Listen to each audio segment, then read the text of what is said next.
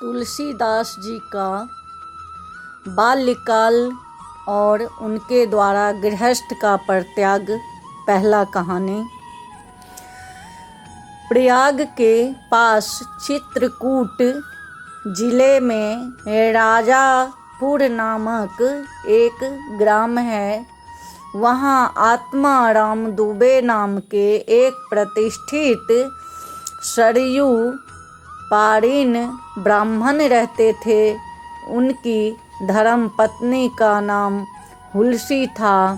संवत 1554 की श्रावण शुक्ला सप्तमी के दिन आभुक्त मूल नक्षत्र में इन्हीं भाग्यवान दंपति के यहाँ 12 महीने तक गर्भ में रहने के पश्चात गोस्वामी तुलसीदास जी का जन्म हुआ। जन्म के दूसरे दिन इनकी माता आषाढ़ संसार से चली बसी दासी चुनिया ने बड़े प्रेम से बालक का पालन पोषण किया। जब तुलसीदास लगभग 5.5 वर्ष के हुए, चुनिया का भी देहांत हो गया। अब तो बालक अनाथ हो गया। वह द्वार द्वार भटकने लगा। इस पर जगजननी पार्वती जी को उस होनहार बालक पर दया आई।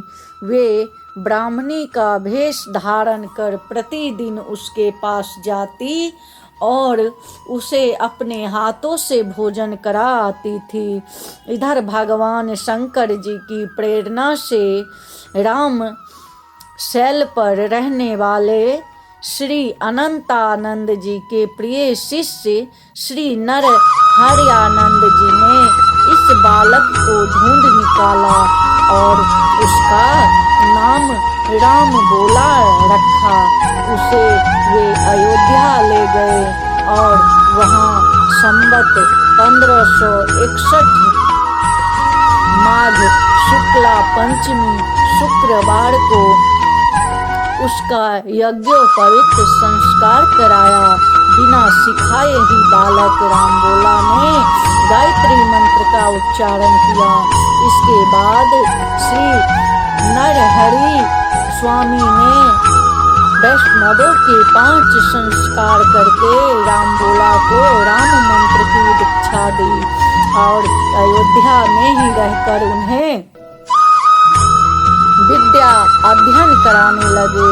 वहाँ से कुछ दिन बाद गुरु शिष्य दोनों शुकर क्षेत्र सोड़ो पहुँचे। वहाँ श्री नरहरि जी ने तुलसीदास जी को श्री रामचरित्र सुनाया। कुछ दिन बाद वे काशी चले आए।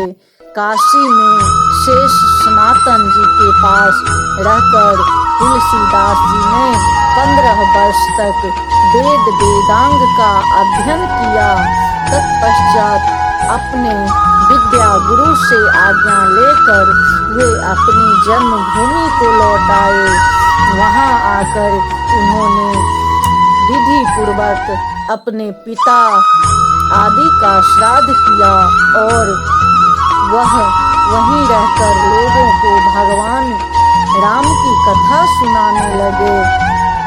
संवत 1583 ज्येष्ठ शुक्ला त्रयोदशी को गुरुवार को भारद्वाज गोत्र की एक सुंदरी कन्या के साथ उनका विवाह हुआ और वे सुखपूर्वक अपनी नवविवाहिता वधू के साथ रहने लगे।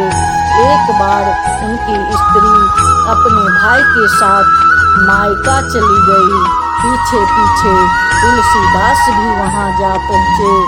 उनकी पत्नी ने इस पर उन्हें बहुत धिक्कारा और कहा कि मेरे इस हाड़ मांस के शरीर में जितनी तुम्हारी आसक्ति है उससे आधी भी यदि भगवान में होती तो तुम्हारा बेड़ा पार हो गया होता। तुलसीदास जी को ये शब्द लग गए। वे एक क्षण भी नहीं रुके, तुरंत वहाँ से चल दिए। वहाँ से चलकर तुलसीदास जी प्रयाग आए और वहाँ उन्होंने गृहस्थ भेष का परित्याग कर साधु वेश ग्रहण किया। फिर तीर्थाटन करते हुए काशी पहुँचे। बोलिए पहला अध्याय समाप्त। तुलसीदास जी का।